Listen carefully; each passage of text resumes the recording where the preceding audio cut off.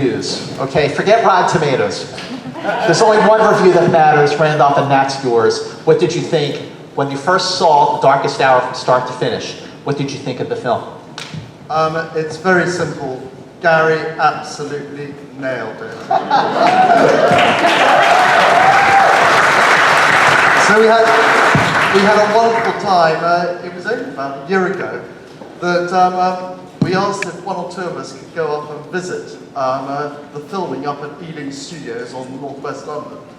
And when we got the foot in the door, we then said, would you mind, it's going to be about 17 and we're going to bring the great-great-grandchildren of Churchill. So anyway, we were lucky enough to watch and see some of the filming.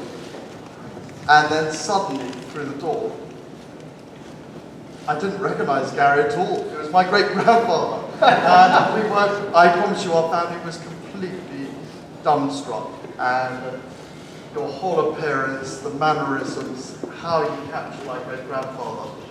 And our family, we had nothing to do with this film. It was very much focus features. We were thrilled to be involved.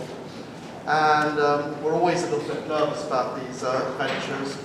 But I can say wholeheartedly, Gary, Christian, Scott, Thomas, Ben have absolutely done us so proud. And we absolutely adore what's been created because he's created the magic of the man, and that's what the audience wants to do that with. And my great-grandfather always liked to quip, when he was a young man, he was a little bit presumptuous, and he said, "We are all worms, but I truly believe I am a glowworm." Out of this production, Gary is absolutely that glowworm. So Gary,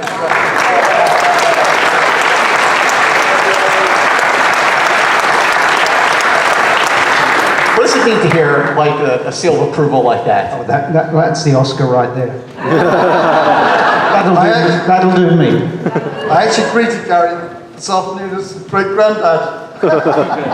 You know, Gary, I want to ask you. You know, you've been talking for a while now, since Toronto Telluride, about how long it took to get me up. My question really is about the evolution of that process. You know, did it start looking just like that, or did it really have to evolve until you feel like, okay, we got this, we got it right? Oh,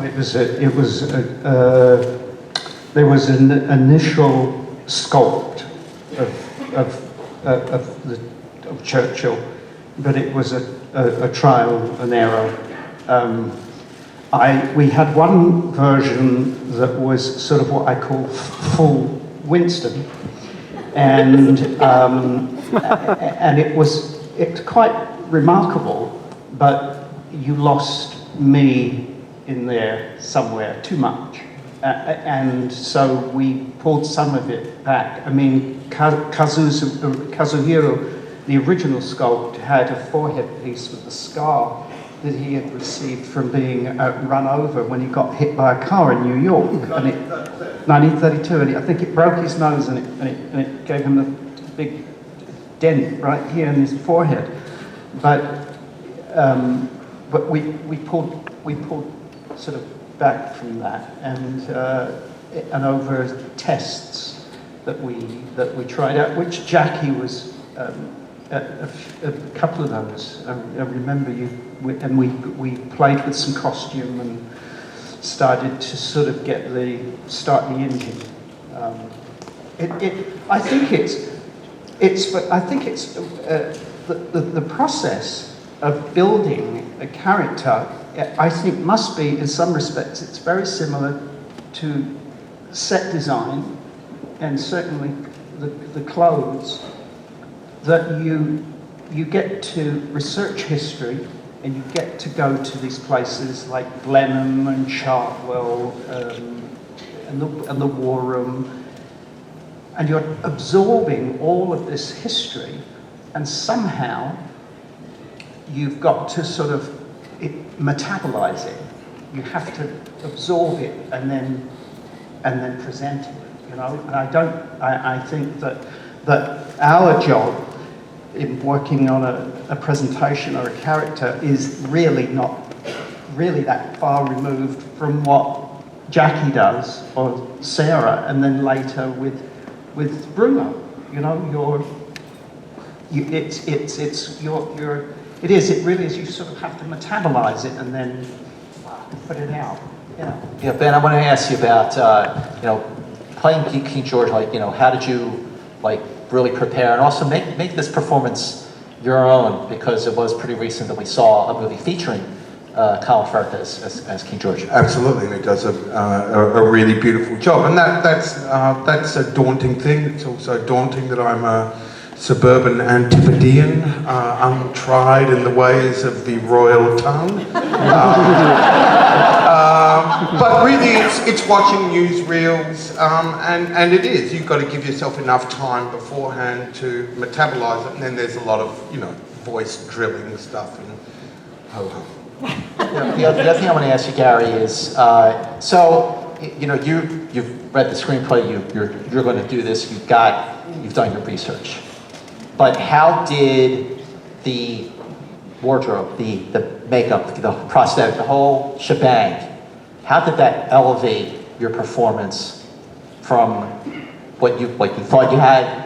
Okay, that's how I'm going to play the character, and then you get made up and you're in, and you're like, what else did that bring out of you? Well, we were fortunate. I had worked with Jackie before, so we had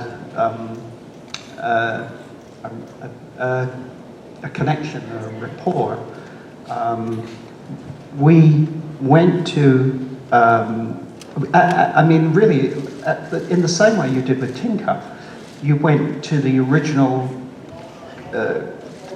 costume makers, and so the clothes and the cloth are.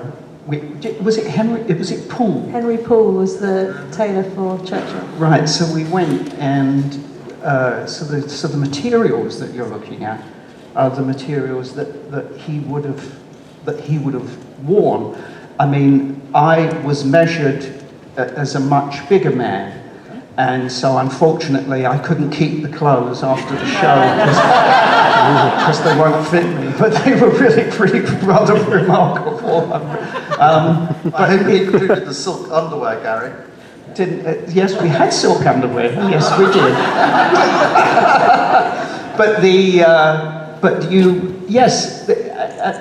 The costume is the first thing that it's the closest thing to the actor. And then the second, then the next step is the environment and the surroundings that you're in. So going to the tailor who made these clothes for Churchill, wearing the same materials and the same cut that Churchill would have worn, and then the remarkable sets that we were on, including, if you just happen to open the drawer, there were things in the drawers of the set that you wouldn't even see. It was all immersive, and it certainly makes your work a lot easier. You could really sort of lose yourself totally in the world. And the other great thing that Joe did was a lot of the equipment and cables and all the various for making movies was always in another room. Often as an actor, you don't really get to enjoy or live on the set because half of it's missing because they've moved it out already for a track or a camera. So what Joe likes you to do is actually experience the surroundings and the set before all the big hardware comes in. So it was both with the clothes and the set. It was very immersive. Yeah, I want to ask you, Ben, about also working with Joe, because I feel like, Joe Wright is such an amazing filmmaker, but I feel like this is his masterpiece, and it even says so in the commercial. It says, okay, just saying, hey, I fast to it.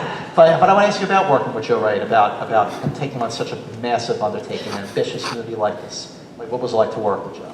Well, I mean, Joe, it gives you an enormous amount of space. And he, look, it's an act of great faith on his part to offer me this role, because I don't think he'd really seen anything that could indicate, oh, no problem.